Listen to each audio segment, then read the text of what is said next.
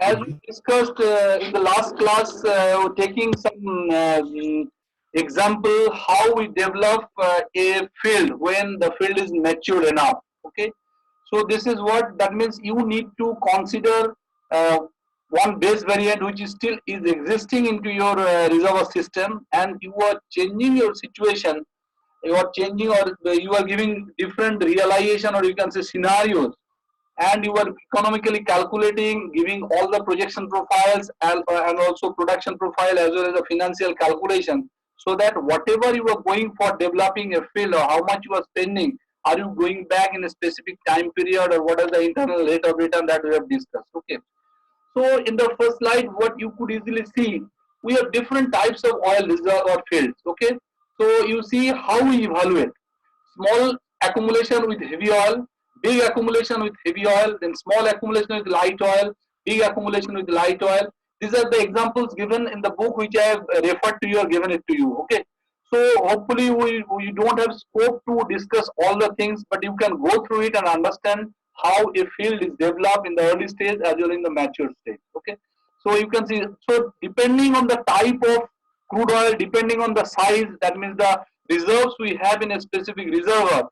then we follow. Okay, so example of field, evacuate to a shared facility. That means shared facility means we have sometimes co-op. Co-op means different organization actually put together their efforts, sharing contract basis, then production sharing contract, then we have some facility we take from others. So different way actually we plan for developing a field. Okay, so today we'll just discuss one example taking from that book only. So how we, okay, so small accumulation less than 500 million metric barrels in place with heavy oil. Okay, so it's a Gulf of Mexico field.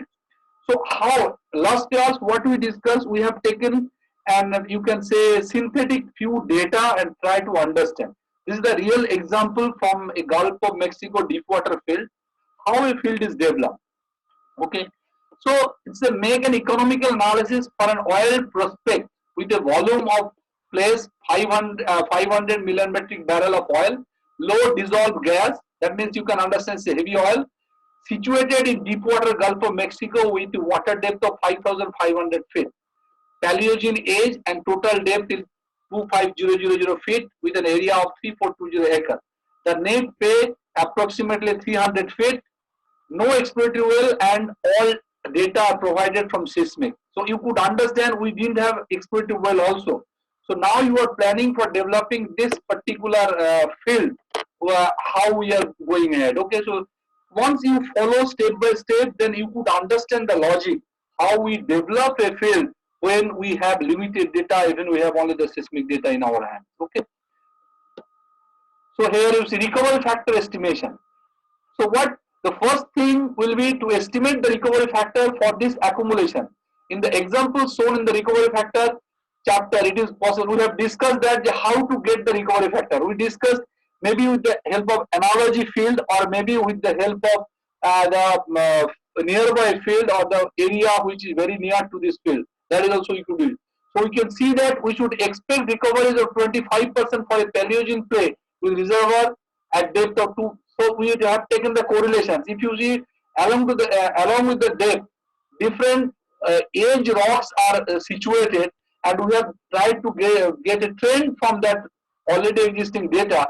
Then we try to get, okay, once we have this Paleogene, so that means we could go or we could get the trend from the Paleogene, and as our depth is 2500, so we could put a 25% recovery. So that means once you know 500 million metric barrels you have, so if you are putting a 25% recovery, that means your production or maximum production should be 125 million metric barrels. Okay, so this is how you start your work. That means this is our revenue from the oil production we could get maximum. So on that basis, we are now doing certain activity. Okay. Now rock and fluid properties. First, let's gain an estimates of porosity. So we, as you know, we have only the seismic data for this specific field. So looking at the dots for Oligocene, upper Paleogene, okay, timing, this is what, okay, so we can see that at a depth of 25,000 feet, there is no data. So you can see Here the no data 25,000. Okay, so you see up to this we have the data. So what once you develop a trend for this, okay, so that means however we see that at shallower depth the porosity varies between 10 to 20%. So using this range we can estimate permeability such as 5 to 75 millirc. So what the same thing here, you are getting the 25,000, let's say you are getting 20%, okay, 20, if you are taking 20%, you could shoot porosity to 20%, you could get, there is also a range of permeability value, because there is no trend, but we could get certain estimated parameters from the data itself. So this is now how we have to build our strategy, or we have to develop our confidence looking at the existing data and the trend which are shown in the nearby field or maybe the near analogy field. Okay, so this, that means once you get it, so what you got, what should be your ultimate recovery factor, from that, from the reserves you multiplying with the ultimate recovery factor, you are getting your maximum fluid production could be done from that specific reserve. Then we are doing the specifically how we develop our value, petrophysical parameters. Okay, so this is what is very easy, you could understand. So we have the existing data of the oligocene medial malleable. Okay, so there is a linear trend. So you can see once we get a 25,000 feet, so expected porosity you can put 20%. So once you put 20%, then once you put here, you could get some ranges of porosity. So you can put here. So now what you can see the scenario also. You can take maximum here. You can see 75 millirc. Okay, so that means this is the range that is taken. Okay, 5 to 75 millirc as permeability for getting the production. Okay, we have estimated so far recovery factor, porosity range, and permeability ranges using analog information. It is missing some fluid information such as viscosity and API grade for the oil. That means you could not predict properly how the fluid is it light oil, is it, because heavy is fine. We have discussed also heavy means it's a heavy, but heavy means what are the compositional ranges of the heavy, how the different parameters are, viscosity, density, everything. Okay, API grade of the oil, most of the Paleogene fields have viscosity around 10 centipoise and API 20 to 22 as suggested. Okay, so that means if you see here at this graph, it is easily understand your this age, you have this value. Okay, the viscosity of this value and the API gravity or API gravity. So once you get this parameter, so you can get a range of your value of the fluid property. Okay, so that means as we discussed, is a heavy oil field, as well as you can see the less small accumulation. This is 500 million metric barrel accumulation. So we have to plan accordingly. It's not that you will get every information right. Okay, but still. So with K, H and viscosity, okay, so K we got, H is thickness that we got from the some size from the reservoir data, seismic data. So we can now calculate the index KH by mu. That means the productivity index we can say, and estimate the recovery per well and therefore the total number of producer. So what once we put area, once we try to understand, okay, this is my recoverable reserves. Now we have this much area. So now what, how much well, because therefore the total number of producer wells. If K you are putting the this much value, what we have discussed, thickness, it is from already it is there because seismic profile of estimated is 300 feet thickness of your pay, and the viscosity 10 centipoise. Okay, so once kg by MAO will coming, you are multiplying and getting 150 millirc. Okay, feet per CP. This is actually production deliverability of a well or production ratio. Okay, so what that means, 75 into 300 by 110. That means what you can see here. Actually, this is the thickness. Okay, this H. So 300 by 10. 300 your total thickness. 10 is so you are getting per CP. So that means estimation of number of wells based on rock and field profile. That means you try to get certain idea how much or how many wells to be drilled to exploit the maximum recovery from that, considering our porosity, permeability, thickness, and particularly you can see this total thickness here, and this 10 is what, this is your K H. Okay, this is permeability per A. Okay, 75 we have taken. So okay, this is range actually. You can see here, it's a one case we are taking 5 millidarcy, and another case we are taking 75 millidarcy. Okay, so in both the cases we are trying to get the range. So if producibility of a oil can range from 150 to 2250. Okay, so this is how we can see the variations, how much a well could be produced in the specific reservoir area. Okay, so now the number 150 to 2250 would lie on the lower range. Okay, so you see here that we have discussed in the last class. Okay, by putting, we are getting a trend. Okay, so that means it is actually the per well, how much expected ultimate recovery per well is giving us the trend based on the kh by mu. Okay, so that we have discussed. So once you see, this is very low range. Okay, what you can see, this two range 150 and it says 2250. Okay, so with extremely low recovery per well, as expected due mainly to the viscosity of the oil, because it's a heavy oil, 10 centrifugal you have covered new. Okay, so a low permeability reservoir, we have only 5 to 75 milliliters you have considered for the production.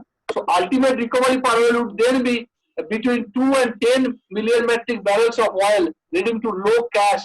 So that means now we are discussing about if our production is very less, so low case with 150 by 63 wells and a high case with 13 wells. That means once you are taking low production rate, you may have to drill more well. If you are taking higher product producibility from a well, then you may have to drill a small minimum number, means 13 wells. Okay, 13 wells you have to drill. So low case with 63 wells would be uneconomical. Therefore, let's go ahead with the highest value, highest production from each and every well. Okay, so this is how you are trying to compromise between the investment and the production ability of our well. Okay, so are you getting the logic? So this is how, whenever you are going for the development of activity, you need to justify, or you need to justify each and every case, and you need to consider always the economics part. So far, we have estimated the following parameters for this project. Number of wells 13. That means we have considered 2250 production per well. Okay, well spacing. So once you got the area, so if you are putting 13 wells, so you can get the 263 acre. That means drainage area of a well is considered to be 263 acre, because we discussed this is the total area of this field, and if we are drilling 13 wells, the one will oil will cover actually 263 acre. Permeability we have taken 5 to 75 both ranges, viscosity 10 centipoise, recovery per well would be 2 to 10 million metric barrels. So we are considering both, so minimum and maximum both case we are considering.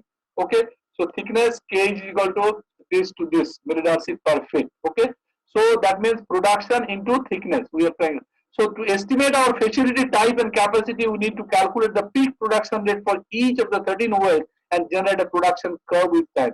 So now what? So now what you could understand, when we are developing a field, being and practicing professionals, we should be very careful by getting the information right.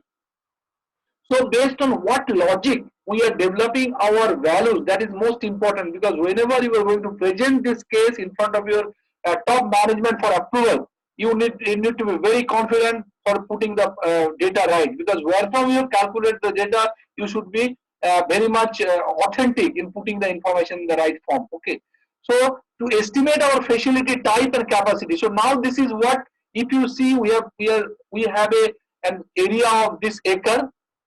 On the basis of our calculations, we are going for the maximum production per well. Okay, 2250, and we are drilling only 13 wells, and how the spacing of wells should be 163 acre. Okay, considering the rock permeability of 5 to 75 millidarcy and the viscosity of the crude oil 10 cp. Okay, so this is how you are developing your logic for going ahead. It is not that everywhere it should be right, but how each and every case, this is the fact, we need to follow certain logic and algorithm. So now this is case to case basis. It is small field with a heavy crude oil, so that's why we are trying to design on the basis of our knowledge base, or whatever we have our knowledge with that. Okay, so to estimate out, because once you are going for 13 wells, you should understand it's a Gulf of Mexico. Okay, it's a deep water well, Gulf of Mexico, so it's an offshore well. So you need to understand the facility type and capacity. We need to calculate peak production rate.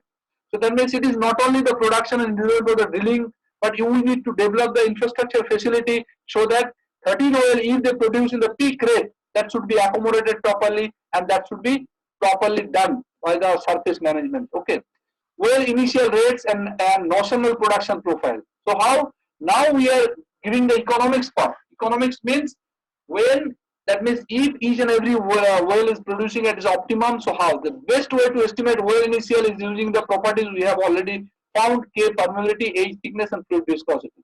So the figure derived from analogs, oil fields of the Gulf of Mexico with API average around 24. So here we have the API 22 calculated, okay, 22, but it has been calculated by taking an analogous field having 24-degree API. So entering with K is equaling to 22500, that is the production, and QY means initial production rate is about 2200 barrels per day. Okay, so once we are putting this value, so this is how we are trying to get the initial production rate. You can see here the initial production rate. Note that lighter oil should produce higher. So what, as it is heavier crude oil, we consider 24 API analog. So that's why the initial production from per well is 22,000. Okay, the 2200 barrels per day. Okay, so 13 wells at this rate would yield 28,600 barrels per day. So once you put, that is the maximum production period of the 13 wells we are considering. Okay, and the total reserves is 125. So we have discussed earlier. So 500 million metric barrel we have. If it is 20% recovery, so we could get 125 million metric per. So you can see volume of this. Okay. So now figure shown above would fit with the production scenario. So what, these are our assumption, and when we are completing our complete drilling, because you see 2015, because it has started in 2012. Okay, so we will take some time to drill maximum numbers of wells. Okay, so you can see here, then we are completing in this 2016. So figure shown above would fit with the production scenario. In the first year, the production is lower because not all wells will be drilled on production. In this case, only half of the total, so about 6 wells. That means when we are preparing our production profile, we must be very careful about the timing of a well, or the timing of taken by the drilling activity to be completed. Okay, so that's the way we need to plan it, because it may be we are discussing about 6 wells in the first year, but it may not be 6 wells completed. So that is also should be logically taken when we are giving the production profile, right? Okay, so that means if you just try to visualize it, that means it is not only the geology or geophysics or maybe reservoir engineering. You need to understand the other scenario also. If I start drilling a well having 25,000 feet depth, so if the situation is offshore, then how much a drilling activity should be taken, or time should be taken to complete a well. So that is also one part which you need to take care. Okay, so these are the how you are building your knowledge base to go ahead for your professional activity for the future. Okay, so this is case one. This now last class also we have discussed case one means this is one scenario we have discussed. Okay, so you can see case one, volume this behavior 13 wells. Now, okay, so cost, DRILLEX, drilling expenditure, CAPEX and OPEX. Now it is necessary to estimate the cost to drill the wells, build the facilities, and evacuate the production, evaluate the production as well as the operating cost. Okay, so this is what is required. So drilling cost. Again, you see where we are trying. That is only one part. Okay, drilling cost. That means individually we are trying to. That is we have given only our revenues from the oil volume. In case of one. So drilling cost will depend on the depth of the well and the daily rig rate. Okay, so this is very important. You can understand it's a huge expenditure for the drilling. Okay, so the rig daily rate will vary according to the rig type, water depth, distance from the shore, and the drilling depth. So now you know your location and where you want to drill it. So once you know it, then you could understand your depth of the water depth.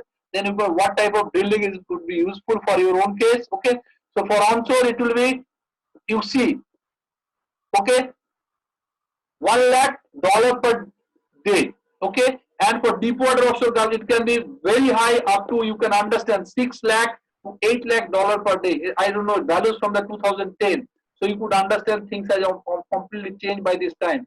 So you must be aware about the expenditure part, and the finance people will help you to get the information right. Okay, so that's why A team consisting all the people are very much important and necessary for their own benefit. Okay, so the number of days will be a function of depth. For usual depth up to 20,000 feet, we can assume 70 to 80 days, and for deeper depths up to 32,000 feet, maximum 150 days. So these are actually, with time you could get it from other people also, the information, and slowly you have to get the information right.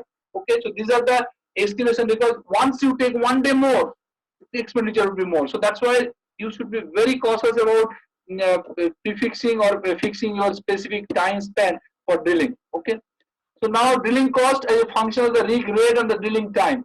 So this is an average. Okay, 2010 you could see 5,100. Okay, depth, then drilling days on an average, well cost.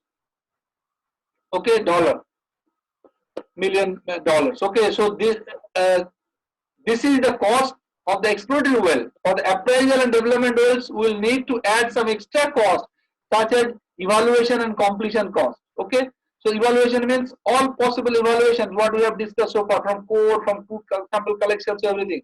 So our volume is 125 billion metric barrels of oil. So we'll need one exploratory well plus one appraisal well and a 13 development well. Okay, so one exploratory well will cost 55 to 88 million. Okay, and one appraisal will cost 51 dollar, plus evaluation cost of 15 days more, totaling this. Evaluation means we could see drills, sometimes drilling we keep it and we do the test for, let's say, logging, then also well test, transient well test analysis, that time also we do. So that means you need to calculate the drilling cost during that time also, because that time drilling is still there. Okay, so one development cost will cost you 50 to 85, plus completion cost plus minus 80%, plus 80%, totaling 90 to 150. Okay, so that means once we are drilling only, then we have to complete. Complete means all sorts of completions, equipments and instruments are necessary for completing.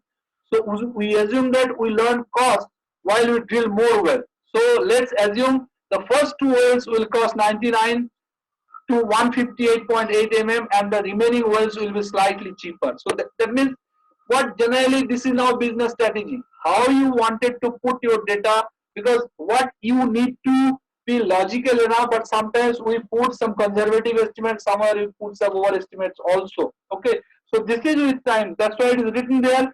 We can assume, so because with time, with experience, we get more data, more information, which should be accurate in the future. But for the initial part, to show the business profile or maybe the economic profile, we need to take certain data, and that should be also logical. Okay, so then, okay, facilities and subsea cost. Figure below shows that top sides and hull of semis.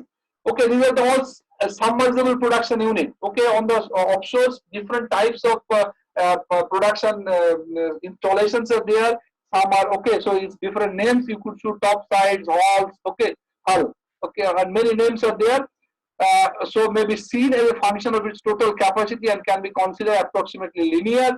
The numbers were made up to serve as an example and may not be accurate enough. So you could understand each and every case, because it is not very sure or not very accurate for many cases. That's why you should be very careful. We are building our logic, how a field is developed and how the costs are taken care for our own calculation. Okay, so this is just an example. So you can see here the numbers were made up to serve as an example and may not be accurate enough. Okay, so that means for your case you may have to take another cost value. The x-axis represents unit capacity in thousands of barrels per day. Okay, here, and y-axis cost. So you can see here two information, top sides and hull, two production facilities in the subsea area, and just the value has been taken. So how much? 30 hull cost about 400 million. Okay, dollar.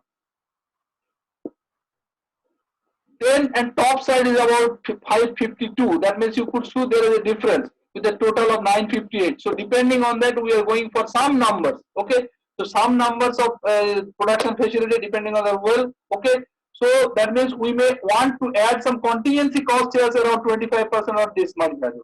So you could see whenever we are calculating, we are putting some contingency cost as an extra expenditure, because you don't know where is going to happen, what is going to happen. Because you have to be very cautious about your business. You cannot show your business because sometimes we need to take some contingency cost for our calculation purpose. So next step is to calculate the subsea cost and export pipeline cost. Okay, so for 13 wells, we will need to manifold. You can understand different types of production facilities, connections, every pipeline, plus interfield flow lines and risers. Okay, so these costs come from usually from a previous project and or vendors. Once you are putting vendors, okay, I need this facility or infrastructure to be developed in this, so people will give you all the costs. So that is also.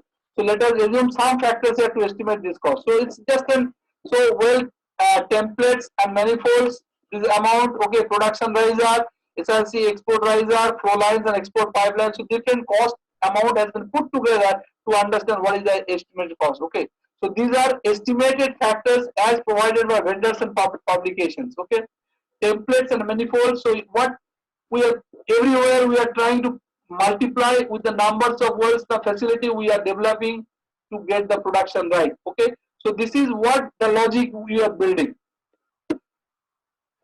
Operating costs. So these are all the expenditure, or you can see the facility, drilling, then completion facilities, then you have different instruments and the pipeline facilities. Now the operating costs. Operating costs are more complex and difficult to be estimated using only charts and factors. It is usually a function of the peak production rate and tariff rates paid to export production via third-party pipelines. So what you can see, it is not only a single value, because hiring cost of the people. You are doing an operation, okay, so that means hiring cost. Then you are sending this crude through pipelines. Maybe for different people have installed their pipeline and you're using their pipeline for transporting your own crude oil. So for that, or also maybe the you have to give certain amount of taxes also for many cases. So table below is the tentative to summarize OPEX number per barrels of oil for the years on Plateau or peak rates based on what has been published by operators in the Gulf of Mexico.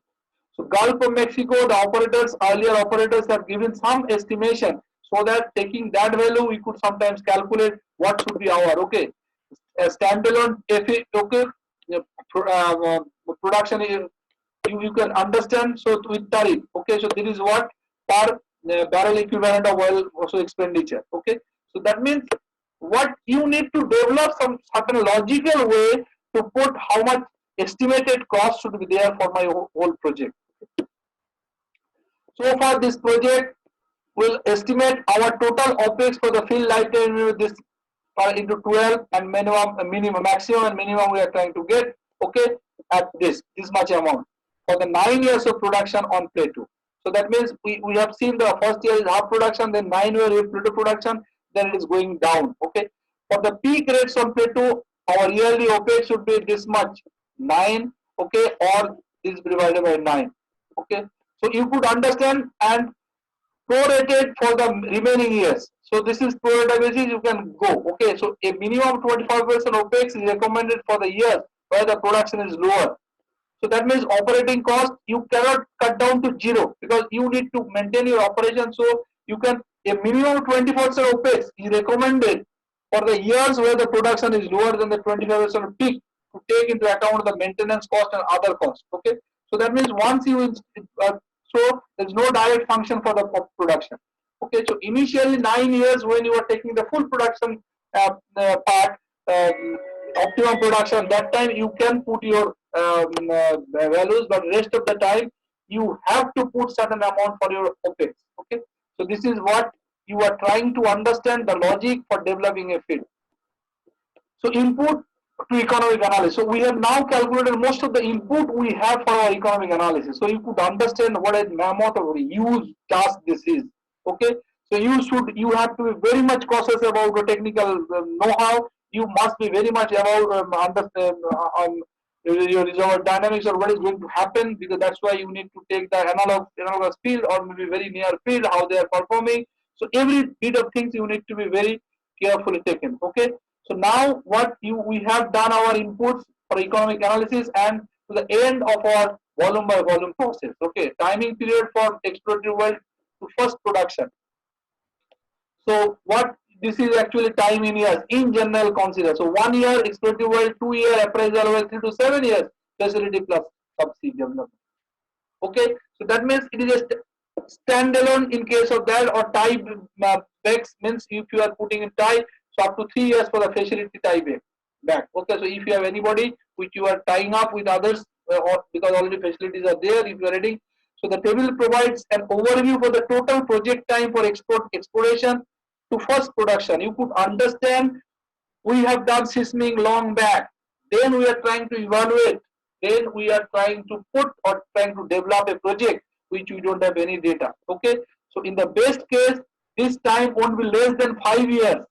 For a big project it can reach 10 or more years from the exploratory well to the first production. So you could understand the timeline as well the cost involved in the project in most of the cases, either in offshore or whatever it is.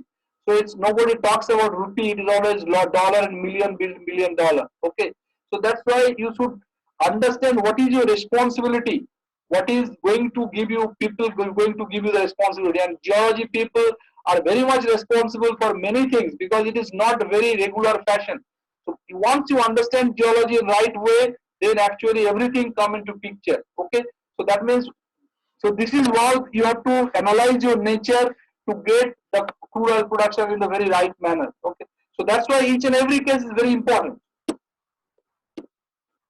Okay, so the timing of the project is crucial as all other inputs, but it is also flexible depending how aggressive the company wants to drill the wells and invest in advance on the fabrication of facility. So this is how your company needs. Okay, so because you can show them the financial calculation. So are you going to take a risk? Are you going to do an aggressive operation so that we start our production just after 5 years? Or if it is a big project, then you cannot produce within 5 years.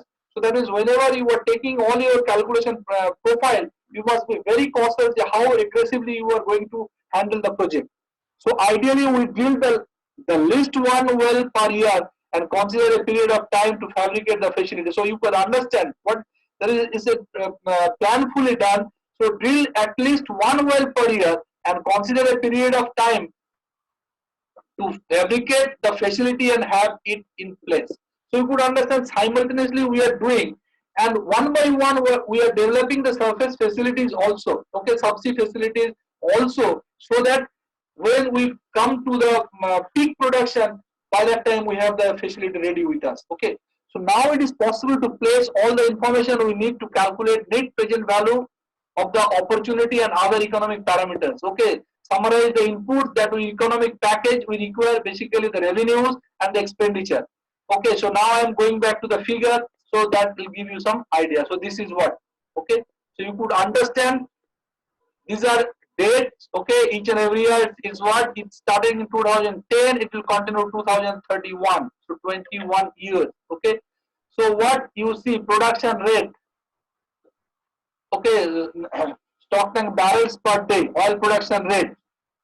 Okay, day, then your gas production is now there, exploratory well. So we are putting, you see here the cost. Okay, you are incurring. So you can see 13 and 2.